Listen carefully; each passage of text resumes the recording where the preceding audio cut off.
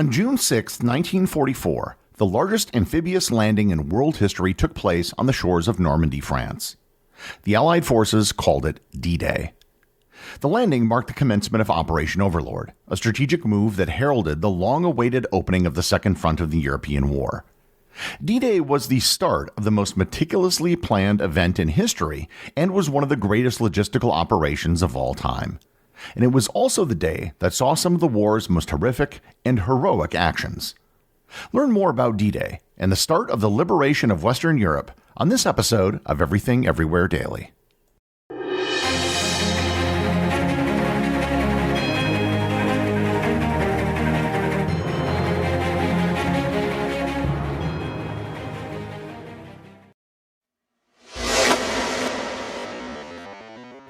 Despite being a single day, the events of June 6, 1944, known as D-Day, are actually an enormous topic. It was just the tip of the spear of what was a much larger operation known as Operation Overlord. Many people think that Operation Overlord was the landing on D-Day. Operation Overlord was the code name for the overarching operation for the entire invasion of Europe. The actual landings and events on D-Day were under the code name Operation Neptune. Hence, Operation Neptune and D-Day were just one part of the greater Operation Overlord. In previous episodes, I touched on several topics surrounding the Normandy invasions, including Operation Fortitude, the great deception to fool the Germans into thinking that the invasion would take place further north, the Red Ball Express that carried supplies to troops on the front lines, and the raid on Dieppe, which was sort of a trial run of D-Day. For this episode, I want to zoom in and focus on the events of D-Day itself and leave some of the bigger picture discussions of the invasion and planning for another episode. Preparations for D-Day had gone on for over a year. As the time approached, the big question was exactly what day should the landings take place. This was not something you could just mark on the calendar, as a successful landing would be highly dependent on the weather. Once the landing began, it couldn't be stopped. There were too many moving parts just to put it on pause. And furthermore, any stop in fighting would allow the Germans a chance to regroup. Advanced planning initially scheduled D-Day for May 1st, but changes in the number of divisions forced the landing to be postponed until June. As the fleet began to assemble in the first week of June, June 5th was set as the invasion date. They wanted a date and time that had a full moon to allow pilots to see targets in the dark, as well as a time when low tides would be just before sunrise. On June 4th, the senior meteorologist of the Allies, Group Captain James Stagg of the Royal Air Force, said that conditions would be poor on June 5th, but there would be a break in the weather on June 6th, which would give the Allies enough time for the landings. It was arguably the most important weather forecast in history. The battle plan for D-Day was relatively straightforward, if extremely difficult. The Germans had been preparing for an invasion for several years. They built a series of fortifications known as the Atlantic Wall. Normally, an entrenched defense would have an advantage over an offense, especially in an amphibious landing. However, the Germans had the disadvantage of not knowing where the Allies would land. They had to defend the entire coast of France, spreading their forces thin. The first phase of the operation began in the wee hours of the morning just after midnight. Members of the American 101st Airborne and the British 6th Airborne were dropped behind enemy lines. Their objective on D-Day was to take key positions behind the beaches and hopefully meet up with the landing forces later that day. Within the hour, British gliders carrying reinforcements and supplies also landed in the fields in the surrounding area. Between 1 and 2 a.m., paratroopers of the British 82nd Airborne and more men from the American 101st were dropped into their landing zones. This was the largest airdrop in military history at that time. Approximately 20,000 paratroopers were dropped on D-Day. However, everything didn't go perfectly. Many paratroopers missed their target and had to form ad hoc groups with other paratroopers until they could find their units. Already, at this early hour, skirmishes were starting to take place with the Germans. Paratroopers were attempting to seize bridges. Some Germans were sending radio notifications of a massive fleet off the coast and of paratrooper activity all over Normandy. Admiral Karl Hoffmann, outside of Paris, sent notification that he believed that the expected Allied invasion was now underway. At 1:50 a.m., 1,198 bombers of the U.S. 8th Army Air Force began taking off from England. At about 2:30 a.m., jamming units in England began to broadcast to interfere with German radio communications.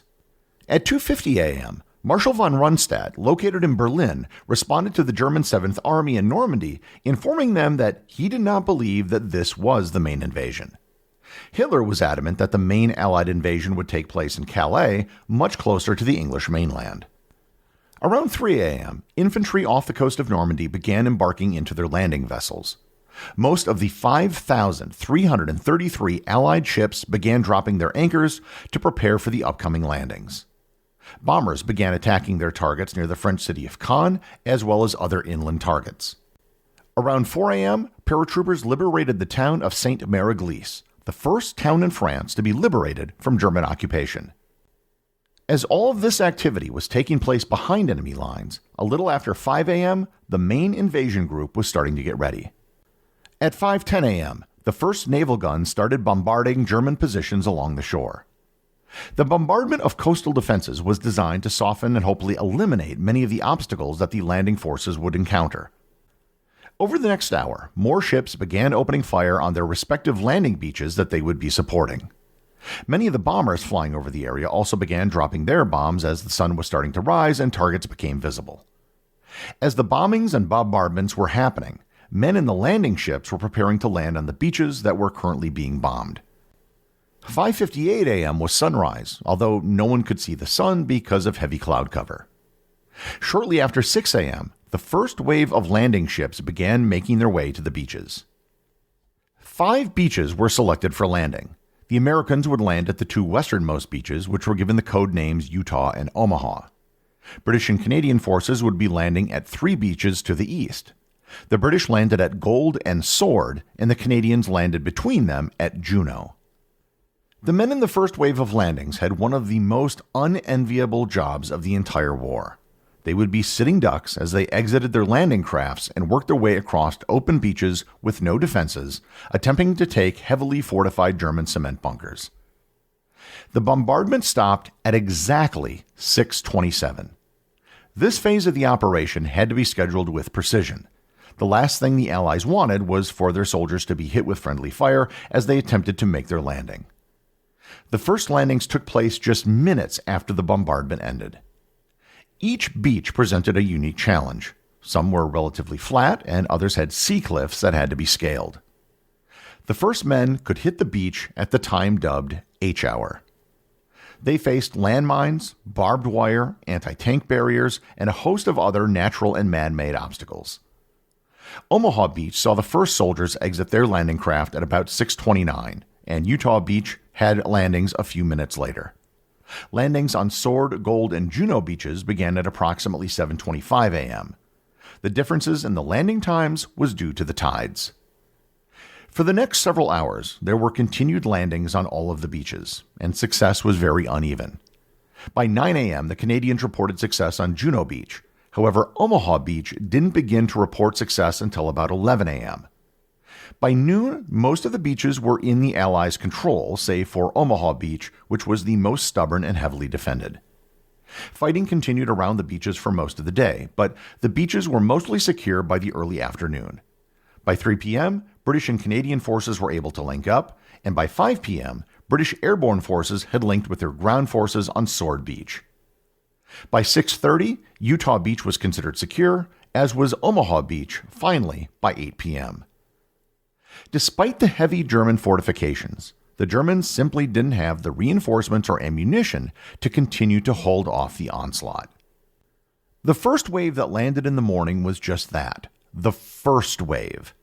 As the first wave and subsequent waves were able to take out the German defenses and establish a beachhead, it allowed more and more troops to land unmolested.